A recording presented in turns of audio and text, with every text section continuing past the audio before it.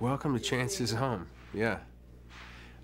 Yeah, this is sort of a collection of who he is. This is his, this is his box of his favorite things. Um, Chance is, he's a fast learner. I think he reads very quickly. He's a keen observer. He picks up things pretty fast. So you'll find in episodes where he'll end up doing things like, that you wouldn't expect your average person to be able to do. He doesn't have any superpowers. He's just a really smart, ass-kicking guy, apparently. So this is his apartment. There's a lot of books and all kinds of artifacts. I think he, may or may not have been to Japan and studied some martial arts there. We're seeing some influences of that. Most prominently featured, I think, in the room is the television set, which has a flat-screen plasma. Some people ask Chance, like, why he's able to understand and do all the things he does, and you'd think he'd say, oh, experience, travel, books, but I think Chance watches a lot of TV. 2 episodes have started off with him, one watching TV and one playing a video game, so I don't know if that's going to make it past the editing bay. Chance is one of these people that I think he has to keep moving or he's going to die. At least he feels that way. He needs a lot of excitement, just innately, to kind of keep him occupied. I don't know if he has attention deficit disorder or he just becomes bored easily. I haven't really decided.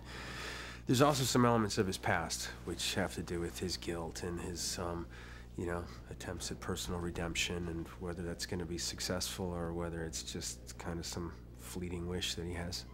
My favorite action sequence, it was probably the fight in the pilot so far, to be honest with you, because that started in this little air duct and then it ended up like in the back of this unoccupied train car, and we really just used the whole space, and was working with a really phenomenal Mike Desabray is a really phenomenal stunt guy, and that was a lot of fun.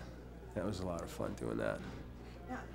It was it was just a real violent fight, one that you probably you just don't see on television. There's not going to be any prosthetics on his face. I think that Chance really isn't that good at impersonating people as much as he is just kind of dressing up and kind of fading into the background. I mean, you'd be surprised what, somebody could just put on a suit and say they're a lawyer, and, you don't really have to stand up and act like a lawyer necessarily. You just kind of have to be yourself. Not that I really know how to be a lawyer. I've only played one on TV, to be honest with you, but that's kind of the way it is with Chance.